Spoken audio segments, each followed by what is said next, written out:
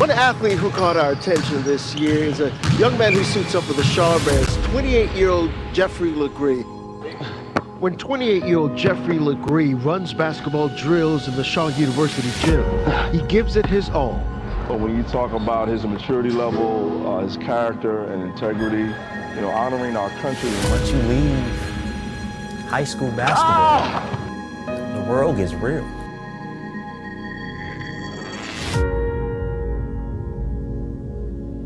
Now, let me give you an idea of the type of young man you just met. He was offered a scholarship, but he turned it down because he said the GI Bill will take care of his college expenses. He wanted another deserving athlete to get that scholarship. Well, he plans to pursue a career in coaching after he graduates from college.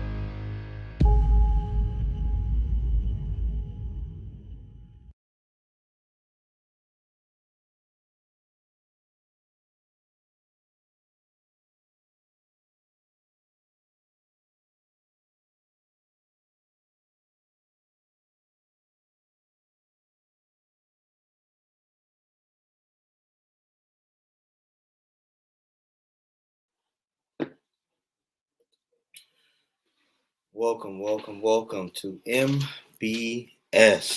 Mentoring Business and Sports with Coach Callie. Tonight, we're going to have a special guest, a longtime friend of mine, and I've known him for many years from old Army days, hooping partner. We used to have some battles back and forth till he, I would say, man, he hurt his Achilles a couple times, bounced back, but a good mentor, good guy. Been through the ropes, and we're just looking forward to seeing him. So right now, he's running a little bit behind, so we're just gonna chill out until I can get him on the screen here. Let's see if I can send him the new link. Let's see if he gets back on with me, man. Marcus Knockless is supposed to be on tonight, and let's see if I can get him on.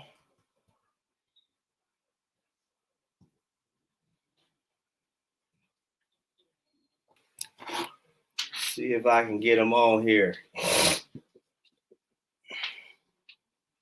And then how you guys doing tonight? I'm watching this good old Laker game. Hopefully these Lakers get together. LeBron, the best center in the league.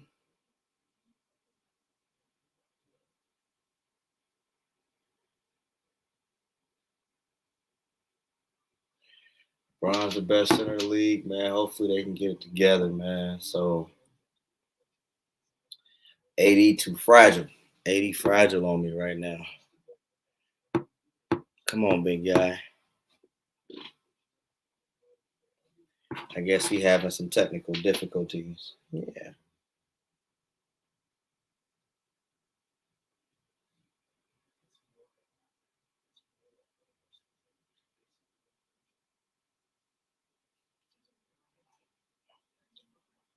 Pretty late out there tonight.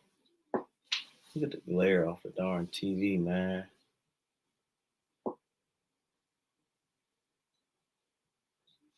Yeah.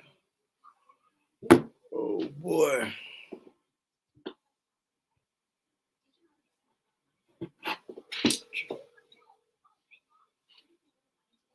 Yeah, didn't let you on? That's up. Yeah. It's weird because I sent you the.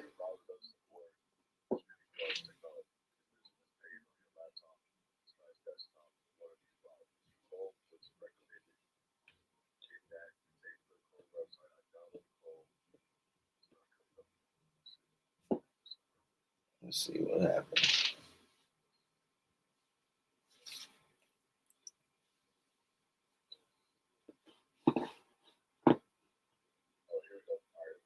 All right.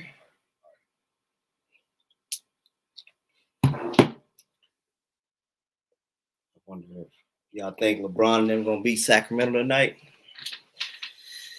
What y'all think, man? What y'all think? Hey, tune in January 28th. 28th. Hold on, here you go.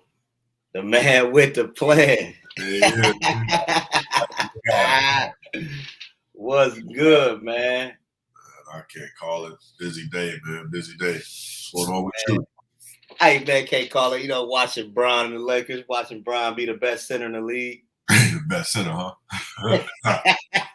He went from being the best point guard to one of the best shooting guards, small forwards, power forwards. Now the best center in the league, man. What? Yeah. Ain't no center in the league stopping him, man. He averaging 30 and 14 at the 5. Look, hey, he probably gonna get an all-star as a center.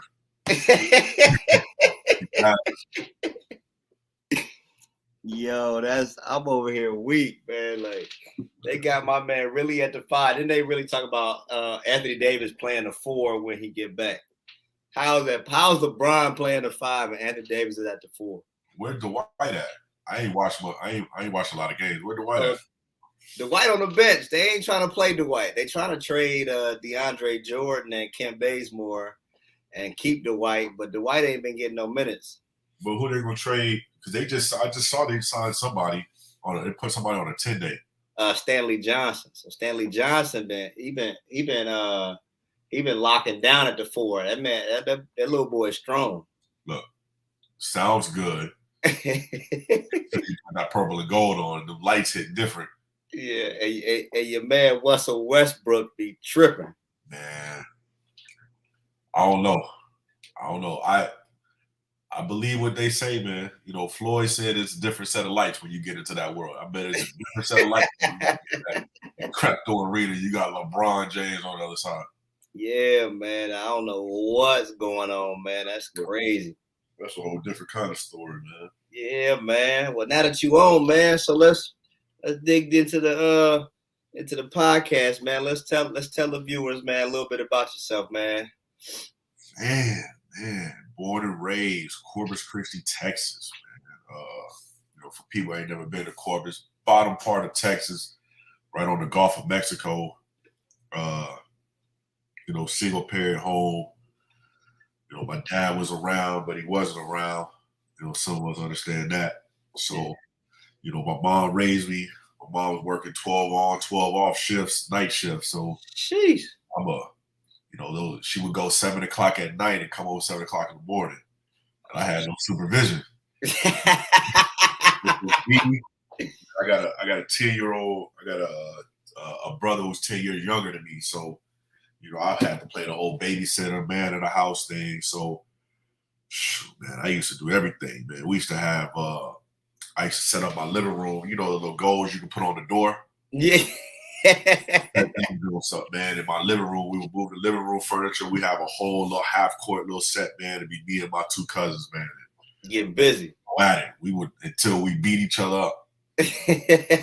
Slamming up against the walls, and yeah. I'm surprised I ain't put no major holes in the walls, but man, it was really just that, man. I think I picked up a basketball at maybe 10, 11 years old. Yeah. Oh, it wasn't younger? The way you were playing, I thought you at least had a basketball in your hand since you was an adolescent. Jeff, listen, man. So my dad, I have an uncle who played, and my dad played. And your parents, unless they was really like back then, I'm sure they videotaped some games, but like my dad wasn't like, hey, let me pop in this videotape, man. Let me show you what I used to do in 81, 78. It wasn't nothing like that. So, he would tell me stories, and then I always hear stories about my uncle, man, who was left-handed. He was left-handed. Yeah. He was 5'9", but left-handed, but jumped out the gym. He said, man, he used to jump out the gym left-handed and would talk best, like how I was, but left-handed. And they just say he was fast, and that he would jump out the gym. So I kind of grew up in that shadow, and then, man, yeah, I picked the basketball up. I want to say maybe 10, 11. My dad was stationed in Melbourne Beach, Florida. Air Force, Army, Navy. He was in Air Force. He did 13 years in the Air Force, and I just remember picking up a ball then. Like, you get your boys a little basketball goal, a little hoop set. And I just remember playing then. And then I tried a little bit of dab of football, and that didn't really work for me. and it's been basketball ever since. So, you know, it's not like how these kids have where they have personal trainers and all that. They have, you know, they go to this camp, they go over here and play over here. Man, we used to just play. Yeah. You would get outside, especially on the weekends. You get outside about 1 o'clock, and you will play till like 7. That's literally how I learned the game of basketball, man. And in Corpus, we have this thing called Ocean Wind. And a lot of the parks outside had double rims. I hated those. Yeah, and you got the double rim, so you had to have a good shot. Yeah, we had a bunch of those, man, in the Bay Area. That was literally, man. That was my education. That was literally my. That made you put a lot of arch on your shot because you didn't want to have arch.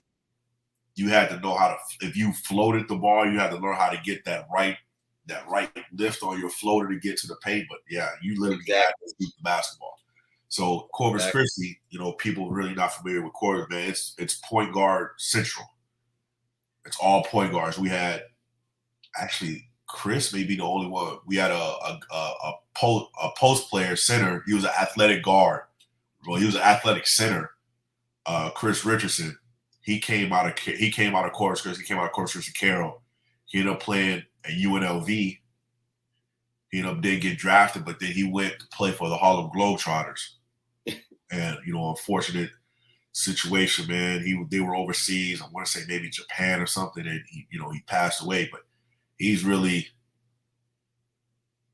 him. And I think there's another kid who was younger than me. He ended up going to Cincinnati.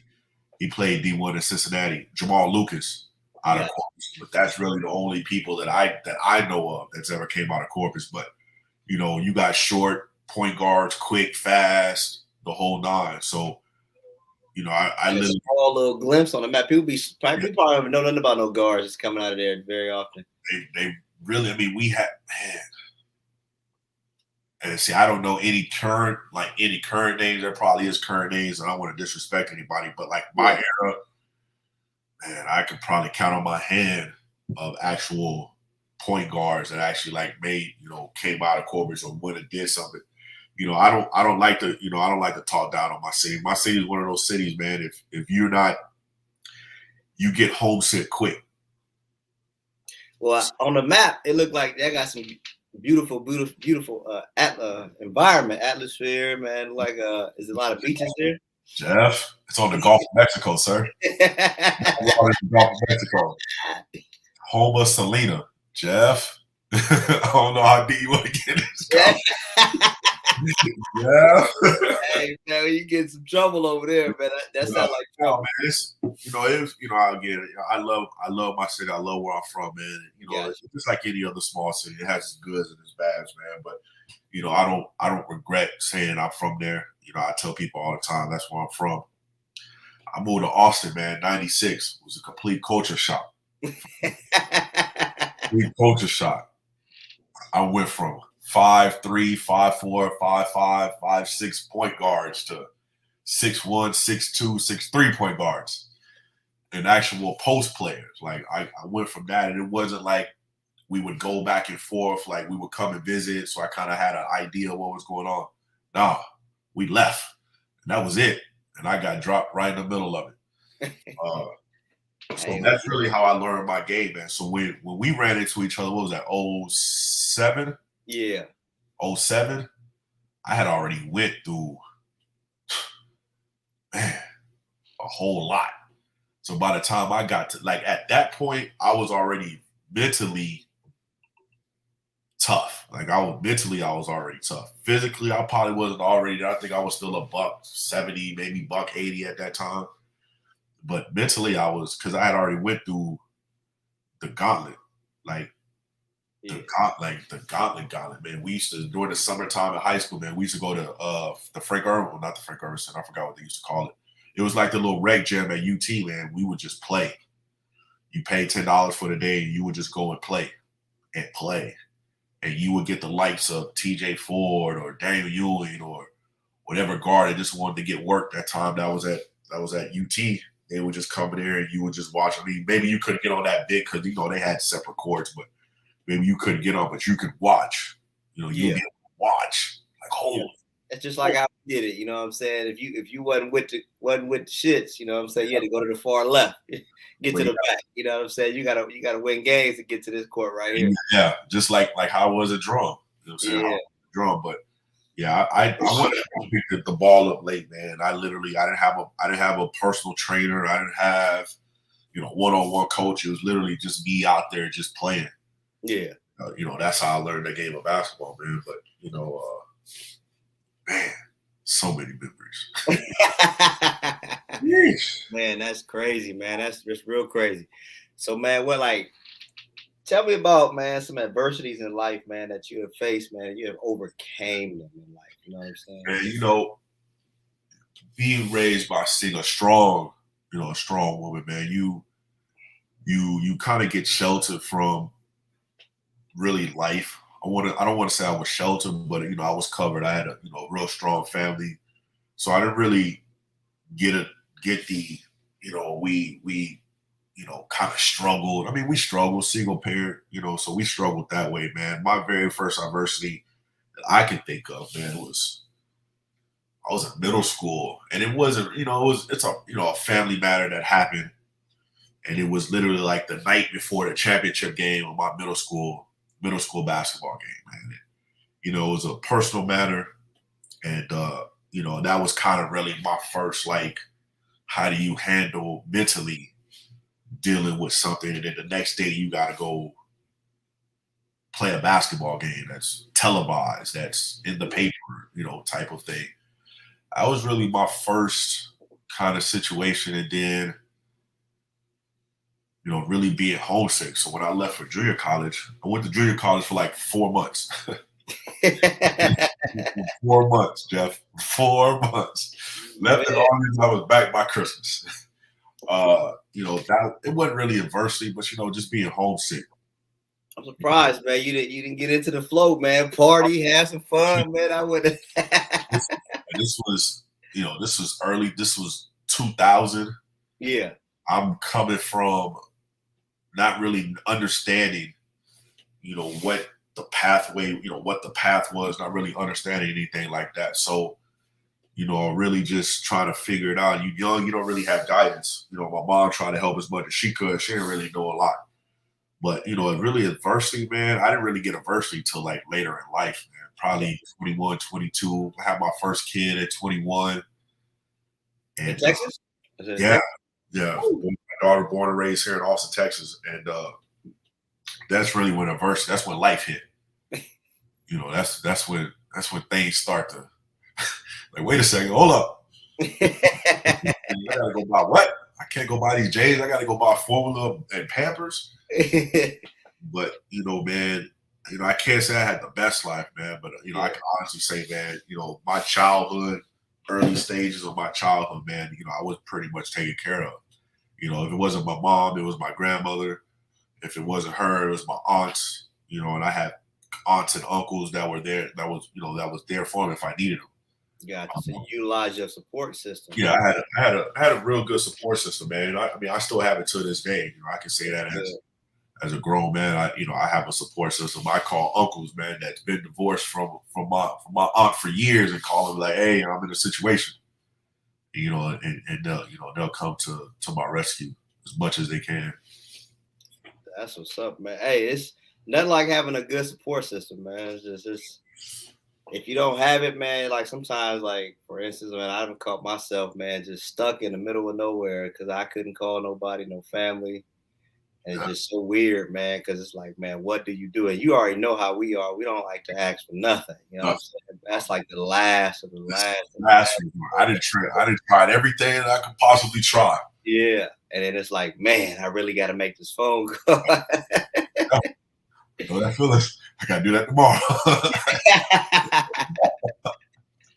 I got to do that tomorrow. But nah, I mean, man, it's, the funny thing, when we talk about generations, man, when we sit and think about generations and just look at our generation, it wasn't, I mean, I guess I can just only speak for myself. It wasn't like we knew that they were there, but maybe we just didn't know, like, it's okay to go ask. Like, instead of going, I'll say it. When I was younger, I had sticky fingers.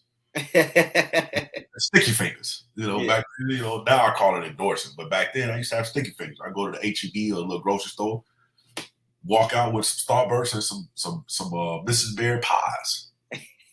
Oh, right there. Yeah, the Mrs. Bears and the. I don't even think they make those no more, do they?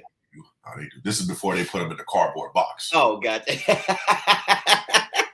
Cardboard box down. Back then they had a little saw, the plastic, paper, cardboard. Yeah, open and go.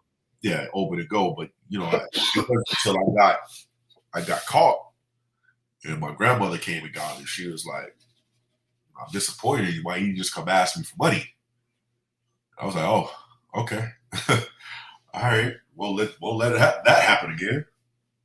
But, back then, man, we were. I don't want to say we didn't ask. Maybe we just didn't think to ask. That maybe we thought it was going to be a burden on our parents to ask or something like that. So I could kind of say that, but I didn't really want a lot, man. My thing, I just wanted to play ball and girls. That was my thing, ball and girls. Yeah, man, that's kind of how it was, especially when we was young, man. Ball and girls, man. Especially when I got to school. I remember, man. I tell everybody, it's so crazy. I flunked out of my first semester at Menlo College, man. I had all F's, man. I couldn't. Son, my mom dropped me off. I did like the little orientation thing. I chilled out. And then they had like this little dorm party. So I was like, oh, okay, boom, I'm 18. Had a drink. And I'm like, they were like, hey, man, I'm partying with the hardcore rich, the rich Caucasian kids at Menlo. Jerry Rice's daughter went there. Okay. Time out. So it was like a whole bunch. I'm just this little old middle class guy at a rich school trying to play ball, and they drinking, they doing all types, driving Mercedes Benzes. Son, I think I got dropped off on a Friday evening. Saturday was orientation, like a little quiet party, burgers and stuff, and then Monday, right?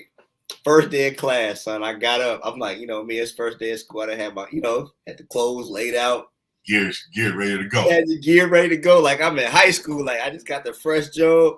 Yeah. Man, listen, I got to that seminar class. I looked up the top. It was like, man, like 50 people in there. I'm like, yo, how am I supposed to learn in this class? Because I didn't learn in high school.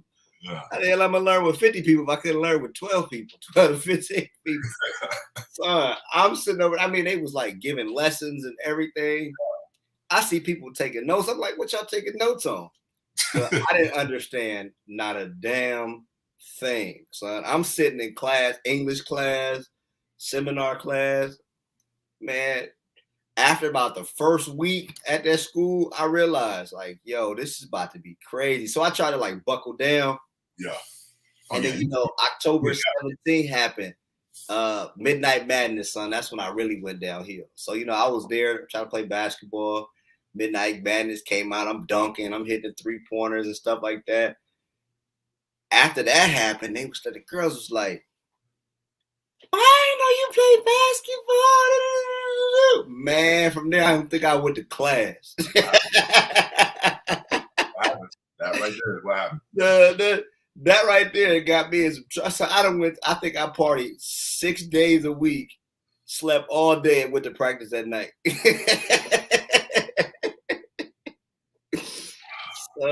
I never forget them days. So I was like, yo, I done got to the point where I was partying so much, man. I was sleeping on the floor, and like when I was hanging with some of the little girls in their little dormitory. Remind me, it was like, it was a co-ed freshman dorm, and then the girls, the richer girls had their own little joint off on the other side. I was always on the other side of the campus.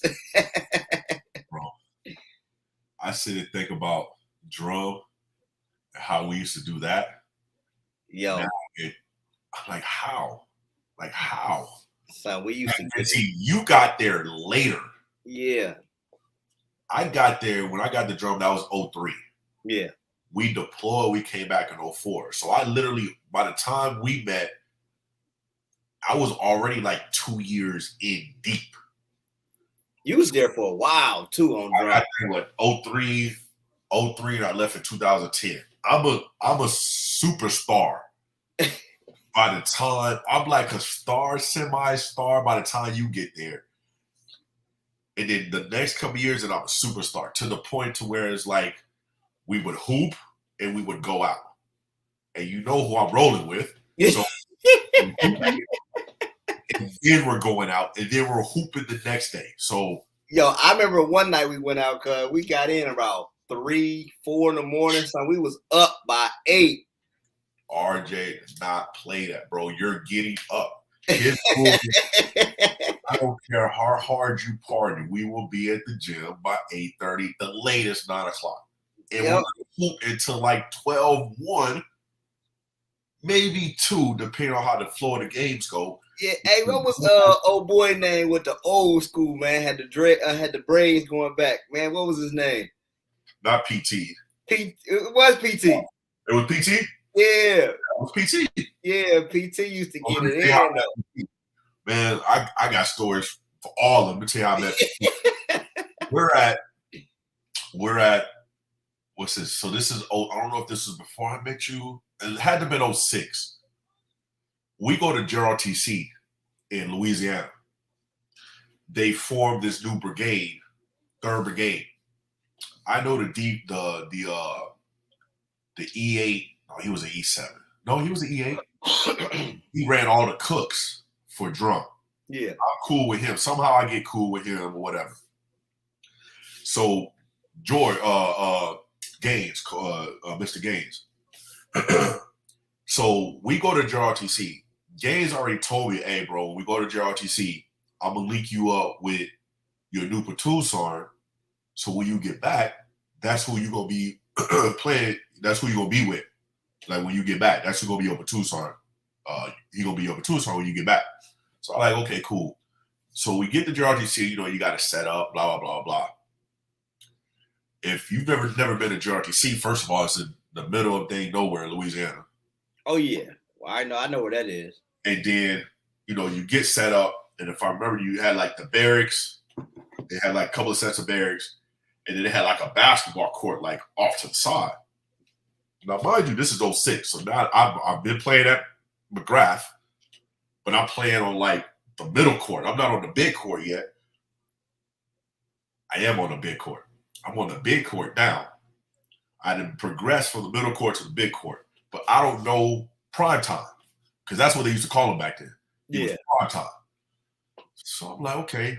And then a couple of what's the unit Sims? Yeah, I think it was 710th.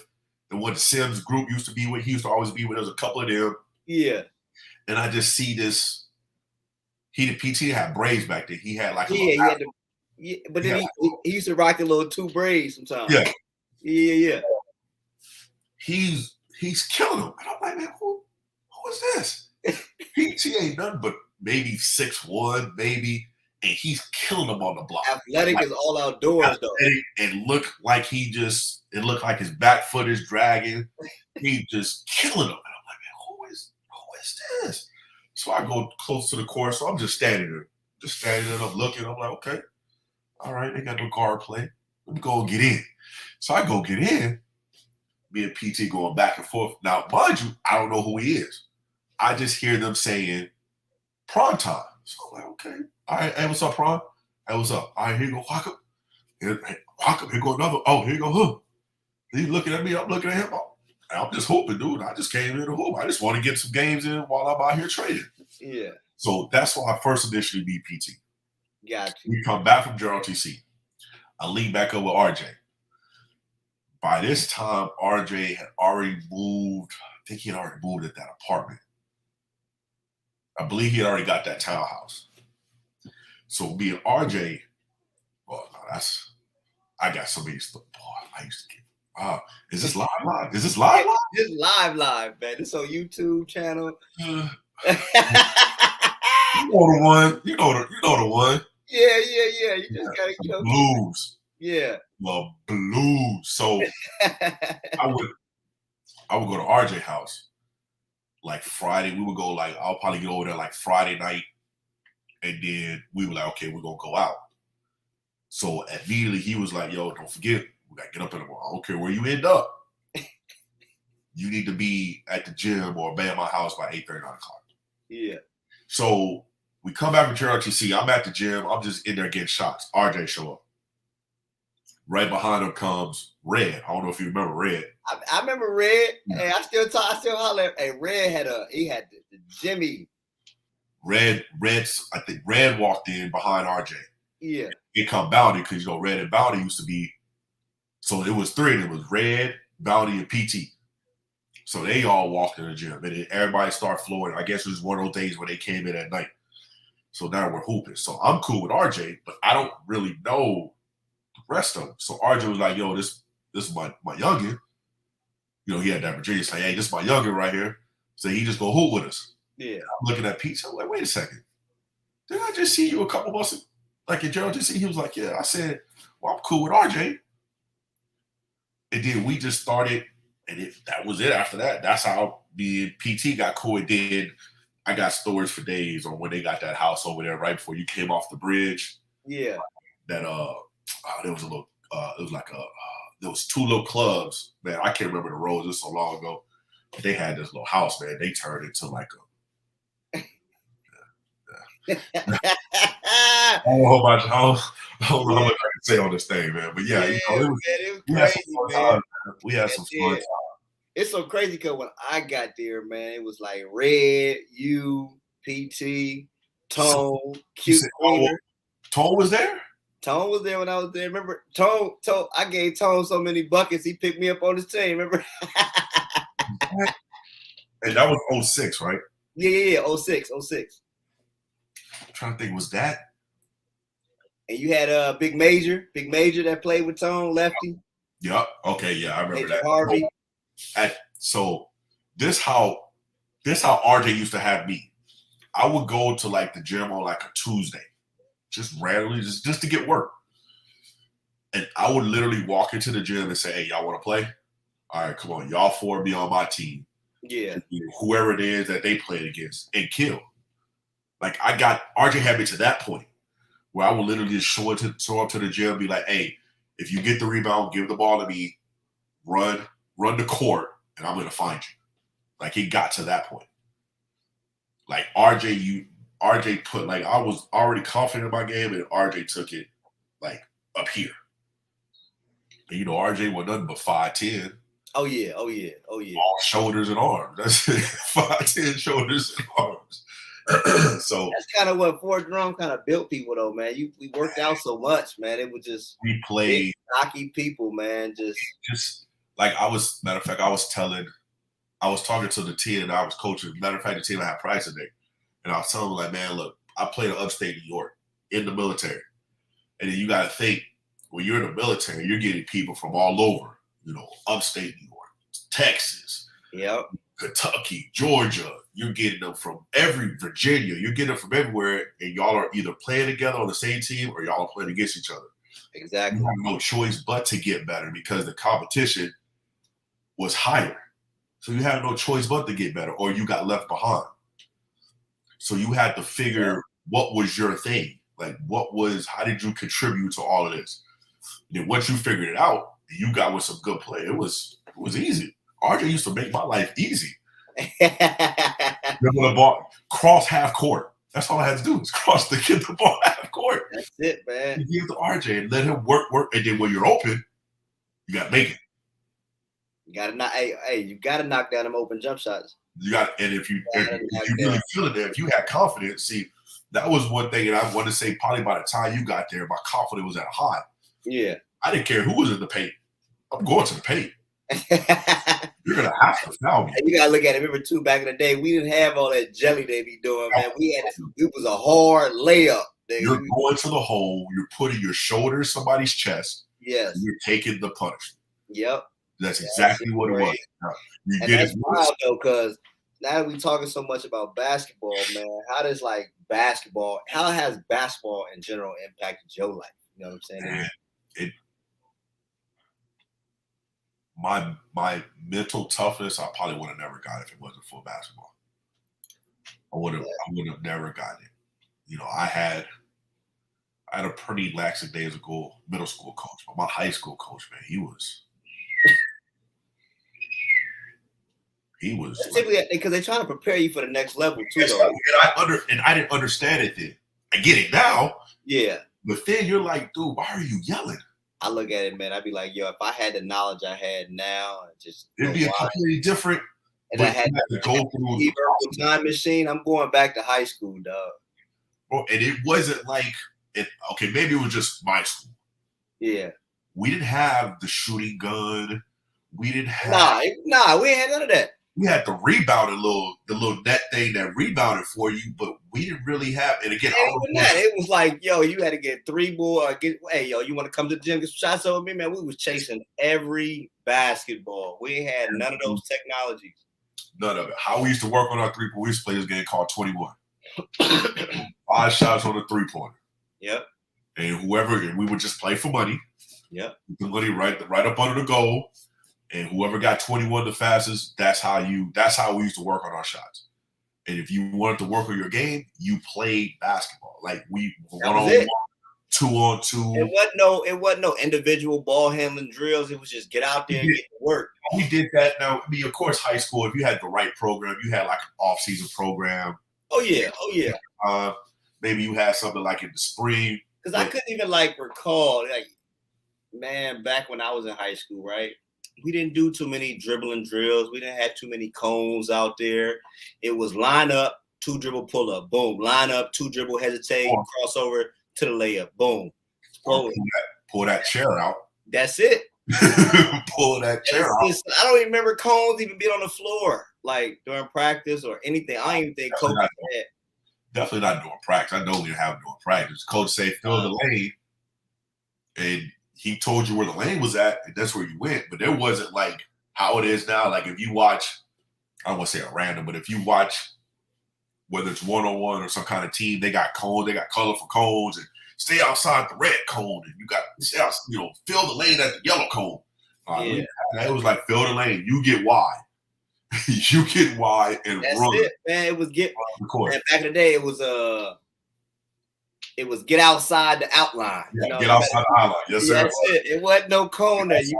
You better touch my sideline, and that's it. That was what you had to touch.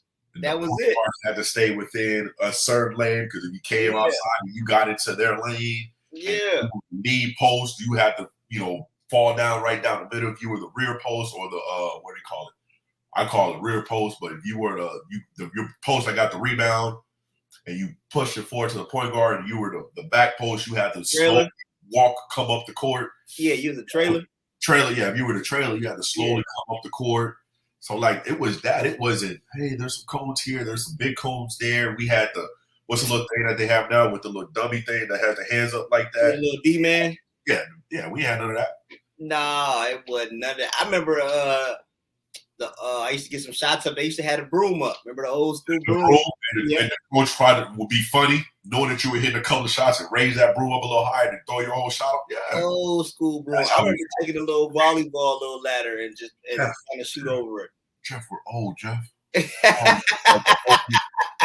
my day, I try to catch myself not saying that, man. Like, oh man, in my day, but then when I start thinking, I'm like, damn, I'm getting old. Holy moly, rock and roll.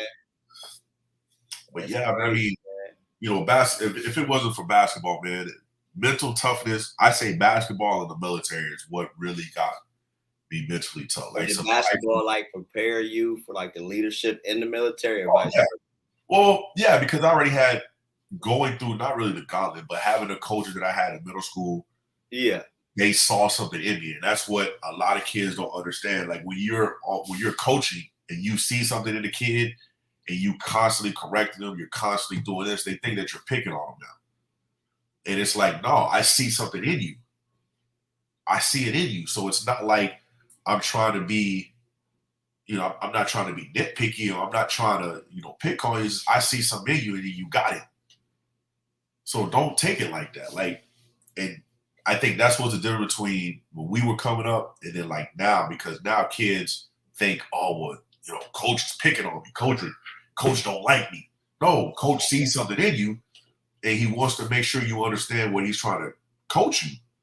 Exactly. And it's so crazy that you brought that up. So I be coaching now. It's so crazy because the kids nowadays don't even listen, dog. No. And you gotta look at it at the I would say 14, 15, 16 U level, right? These kids nowadays think they Stephen Curry, or they think they John Morant. I'm gonna get to the lane, I'm gonna dunk on you, or I'm gonna shoot the long three, right? What percentage you think these kids are shooting this three ball at? I would say between 20 and 33% on the spring and summer season. Ain't nobody shooting a high clip unless they got that Jimmy. And it's very rare you got, man, I say 1 out of every 10 players got that Jimmy on the gauntlet, right? To me. So I'd be like, yo, stay inside the three, take 1 foot outside the three, and just clog the paint. Shoot the long three, grab the rebound, run the lanes, right? These kids don't even want to understand the principles of that. And they still do their own thing. But when they listen, you win games. What I know you interviewing me. Where do you think it, not the time frame, where do you think that started? What you mean? Like was it you think it starts in middle school? Do you think it starts in high school? And in between high school, you have AAU. Are you talking about the kids today, or are you talking about? Well, like, we'll just say this generation. Where do you think, or do you think is the influence of the NBA players? Honestly, it's starting in middle school because they, you get a lot of more. You go into a lot of games at a young age. You watching a lot of, Steph Curry right now at the age of 12, 13. And then you getting outside thinking you can shoot that long three. Right. And then now you done develop that trait of just, okay, I'm just going to shoot the long three. You know what I'm saying? Disregard, taking the smart mid-range game. I've been trying to tell my boys, JoJo, Jesse, when they shoot the mid-range, son, they score. It's so crazy. But when they do the long ball, it's long rebound, or they go try to hurt themselves trying to do a finesse layup. Like, for what? Right. You got 3 feet between you and that guy at the elbow. Back him up on a dribble and pull up. He gonna back up. I've been trying to say, man, mid-range, LaMarcus Aldridge, love it. DeMar DeRozan, look at him, cooking. Kevin Durant, cooking. Where? Mid-range. That mid-range. Kobe, later in his career. Where? Mid-range. LeBron, here pretty soon. Mid-range. Jordan. Hey, Jordan will cook you mid-range all day. Carmelo Anthony. Mid-range. All day from how he finished Brian Russell? Mid-range. Mid-range. You know what I'm saying? Like, I remember. Oh, you remember Alex Young? Yep. He had passed away. I can't remember what year he passed away, but man, I remember we used to literally. I had the 1 dribble pull up right at the elbow. We would catch it at the wing, spin it to each other, catch it, jab, swing through, 1 dribble, pull up. And we would do it from both sides. And he was like, man, how do you get that? I said, because I've been practicing this for the last 30 minutes. Yeah. And then that mid-range, it's a lost art now, though. That's so crazy that it's just lost. Like it's lost and it's there in front of your face. But like, it's because like you said, kids see Steph Curry, they see Trae Young, I haven't really watched a lot of NBA games, but just the highlights, like Ja's starting to get his outside jumper.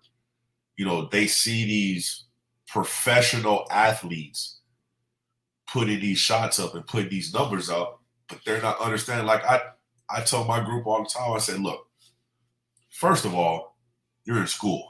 So guess what you're doing from 7-ish to 4-ish, maybe 8-ish to 4-ish. I don't know what it is in high school. You're in school. Guess what these professionals are doing between that time? They're in the gym. Exactly. They're in the gym. So the time that you spent in the classroom, they're working on, throughout that time, they're working on that shot and several other shots. And they're in the weight room. And they're watching what's this crazy thing called game film. They're doing all of that. So by the time it's time for the game, mentally, they have the mental reps in their head. So now they know what to do. But you're still learning how to do calculus. That's crazy. You said game film. So I introduced that to JoJo this summer. He tried to come up with every excuse in the world Oh, to why he did that move. I'm watching hey, listen, every time he made up an excuse, I rewind it, press play. And then he made up an excuse again. So I rewind it to see if I can get the truth out of him and press play. Like he had an excuse for every time he turned the ball over. Every time he crossed it over, he turned it over. I'd be like, yo, ain't nobody can stay in front of you. One move and go. One move and go. that's all you need. You don't need a counter move. You don't need a dribble. You don't need 3 or 4 moves. Just boom. They already not playing defense nowadays. So, bro, oh my God. Knock down the open shot. Get to the knock down the corner 3. Get to the mid range. Make your free throws. You'll be a successful AAU high school player. They don't understand that. They think that you have to make 3 or 4 moves. You got to get the crowd to go, ooh. Now, if you up 20, by all means, get a little jiggy with it every now and then. But just don't get too cocky because you got to understand you still being watched. You know what I'm saying? And just like I tell my kids, when y'all think, if you think I'm hard, wait till you get the coach that tells you have to run the same play 10 times in a row to get the offense right, and doing it without a basketball. Yo, people don't understand. They was looking at me weird this summer. I had the kids warm up without a basketball. Yeah. Yes. Hey, play ball without a ball. Nutso. Remember Nutso? People don't understand Nutso. It's just, man, I know the game of basketball so well, and I'm not saying I'm just, I'm the smartest, but I can see a player playing like, I know what they're getting ready to do. I already know this is getting ready to be. Like I can see it because first of all, I see myself like, okay, what would I do? Okay. Yeah. So you're probably not going to do that. You're going to do something new. So I'll say before they even do it, get off the 3-point line. Yeah. Shot a 3-point, and I'll turn like, yep, you just threw it up in the air. Like I can see it. I'm like, why would you do that? Like what? Not even what possessed. That's not the word to use. Like what were you thinking? Exactly. Like who was I watching? I forgot what coach I was watching. Like because when you're playing, you see a game a certain way versus coaching. So it's 2 different ways of seeing the game. Exactly. But as an ex-player, you're like, you didn't see that lane? That was like you didn't see the lane. Same thing, man. It's just so crazy, man. Like I be trying to figure it out why these kids really don't just listen to the basics. Like I was talking, I'm gonna say, when was this? This was in, matter of fact, October. I did a little skills clinic with the kids, right? And I had them do a basic jump stop circle shooting. I need you to make 20 in a row. These fools couldn't make 20 in a row. No, because they never got, because they got the ball, then they had to try to euro and get it. No, well, I said just come off the curl, jump stop, power up. If you jump stop, power up, hit the square, you'll make it every time. Some kids, Jeff, and I'm only just from the kids that I see, don't even know how to properly come off the curl. You gotta curl tight and just power up. They don't even know where to put their feet at.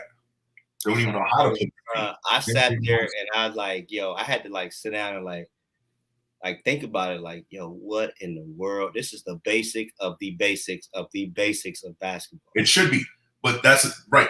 It should be. Yeah, it should be. Now, here's my, because I'm always in that same category. I'll be there here pretty soon.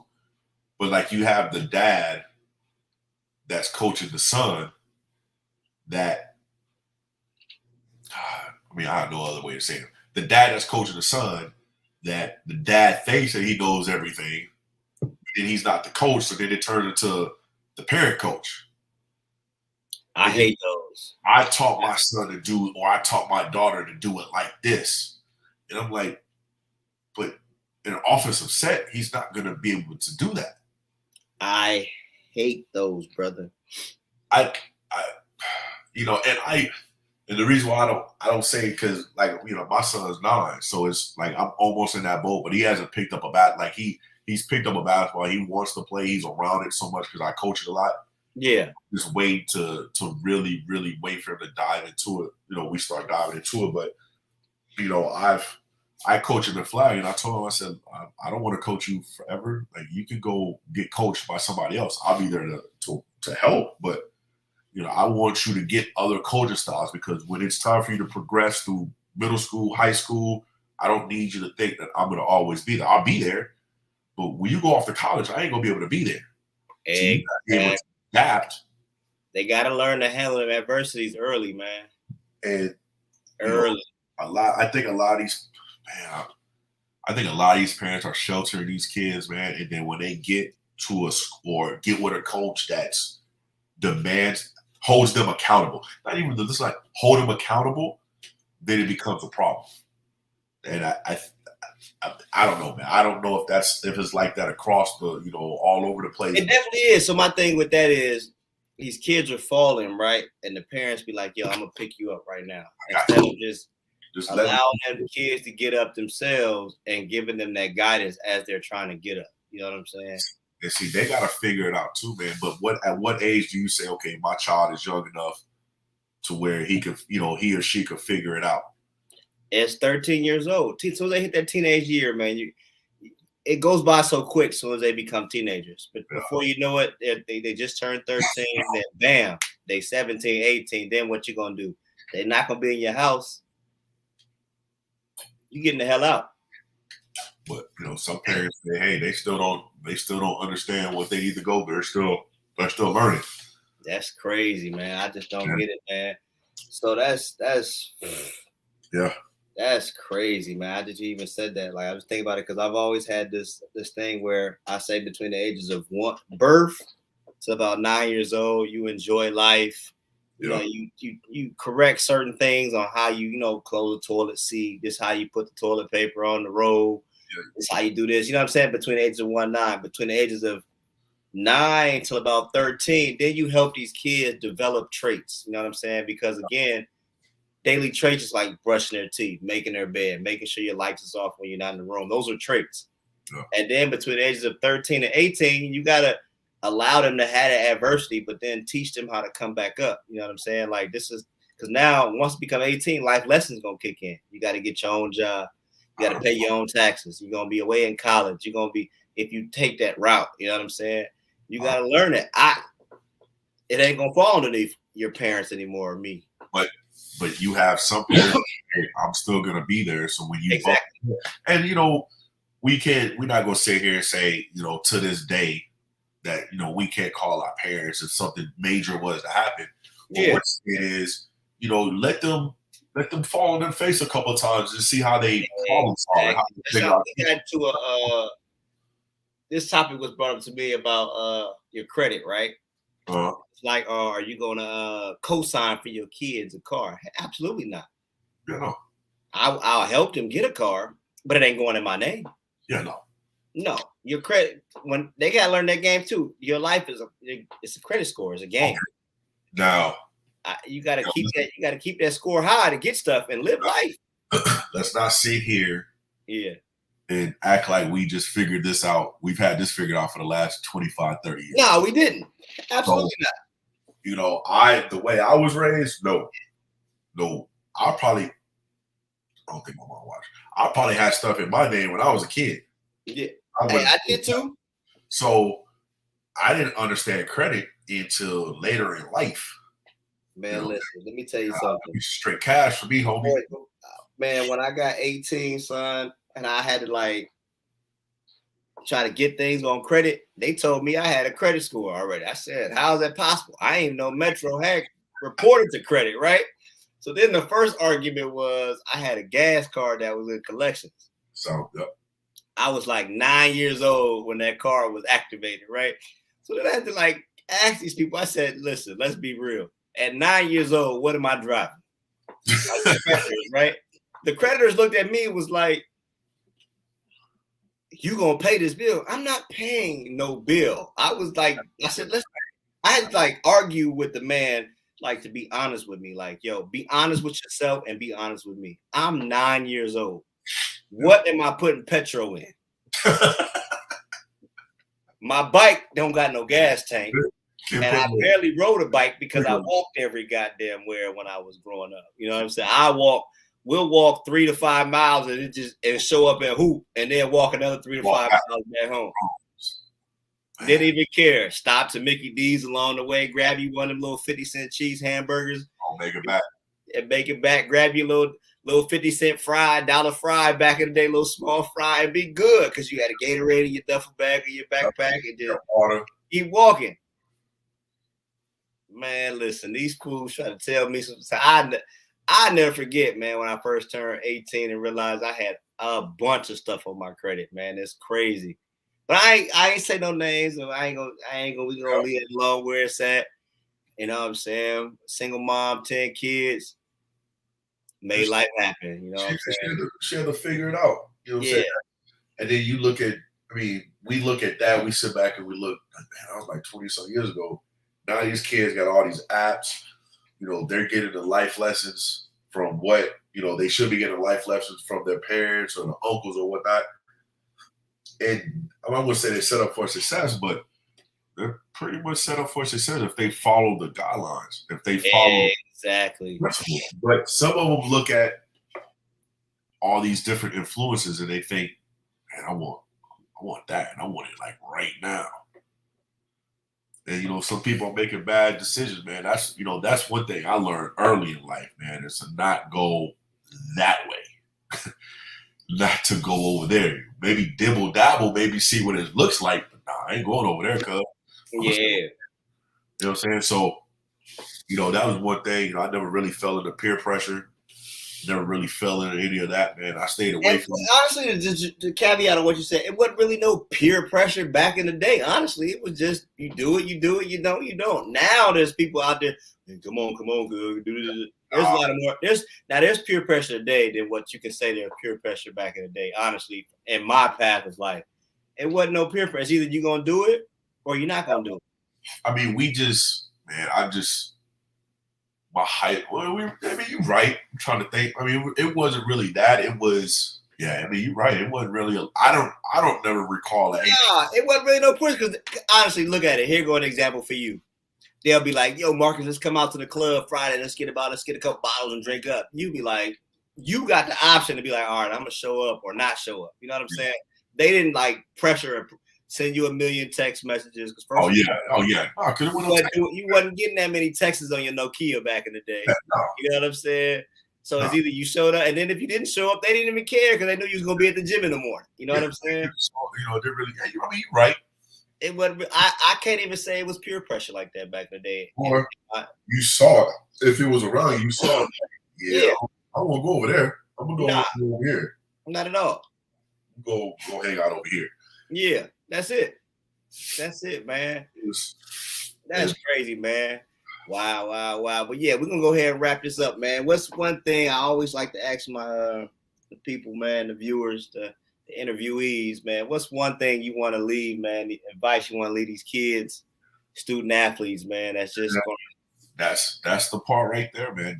I tell kids all the time. Remember, you're a student athlete. Yeah. You become a professional. You are a student athlete. The first thing is one thing they can't take away from you is knowledge. Get the knowledge first. Man. If you were given a talent, God gave you a talent. Use your talent. They can't take the education from you. You know what I'm saying? They can't take your knowledge from you. And maybe it just wasn't your path to go that certain way. Maybe it was getting the knowledge and getting everything in it and becoming an educator.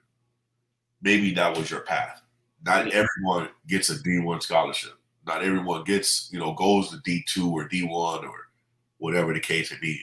Just knowing that there's different paths, but then knowing that it's not the end of the road if you don't make certain things.